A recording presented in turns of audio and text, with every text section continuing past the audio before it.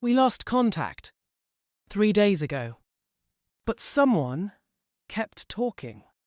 They're not my family anymore. We thought the jungle was silent, but it listened. And now it speaks back. Her voice came through the radio again, but it wasn't hers anymore. I can hear them in the trees.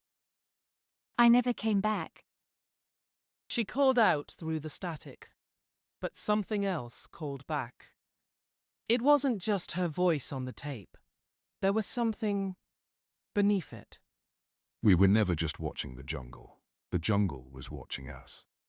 Expedition log, day 23. Something's changed. She's not my daughter anymore. There were two of me, but only one was real. We followed the trail, but all we found was his glasses. You're not supposed to hear this. The signal was coming from inside the archive. Don't listen to me. It's not my voice anymore. Every word she ever said, the trees remembered. They weren't echoes, they were memories. They gave me their language. Now I can't stop speaking it. It sounds like her, but that voice hasn't been human for a long time. It remembers every voice it hears.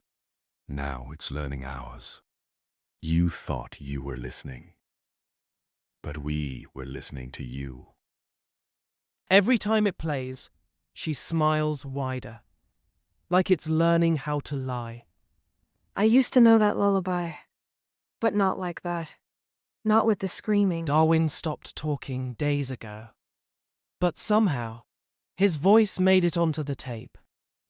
They told us never to open Site 4 again, not after what we found the first time.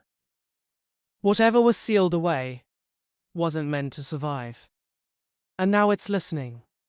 It doesn't speak to us. It copies what we fear most. Pain, grief, the sound of being left behind. He said he'd mark the boundary, warn the next team, but the jungle never let him leave. It never wanted them to leave.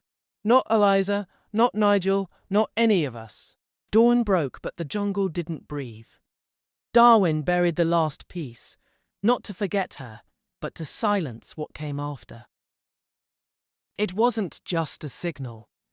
It was a watcher, and every frame we recorded was it watching back.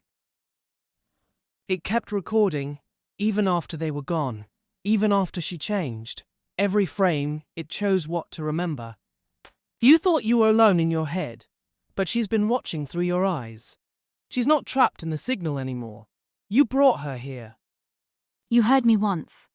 You'll hear me again. Even if you run, even if you forget. The jungle remembers. The signal doesn't stop. It just finds another echo. They thought it was just a relic, but it remembers every face it's worn, every voice it's stolen. It doesn't wait to be chosen. It chooses you. Darwin walked out of the jungle, but something else came with him. Her voice behind his smile. Her signal inside his skin. He didn't come back to warn us. He came back to spread her. They built the tower to reach what couldn't be heard. But the jungle learned how to speak back. Now, she doesn't need our signal. She is the signal. They thought the jungle needed a signal. It never did. It just needed someone to listen, and someone you'd believe.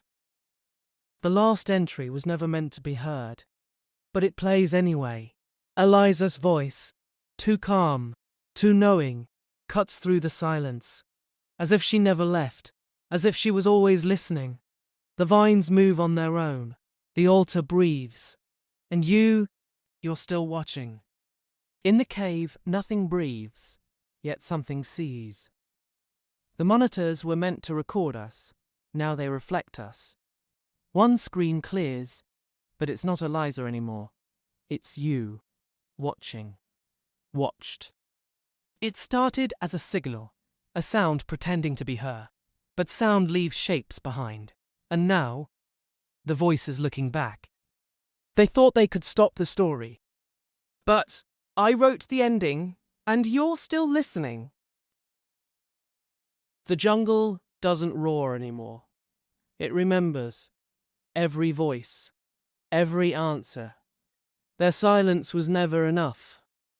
They thought it was over, but something else was always listening. The page was never just a page. It was a door, and you opened it. The story doesn't end when you stop reading. It ends when she stops telling it. And Eliza isn't done speaking. You thought the story ended with them, that you were only watching. But the jungle doesn't end where the footage stops. It's in the signal, in the silence between your own thoughts. Eliza's voice isn't stuck in the past. It's waiting in the reflection. And now, you're the story now.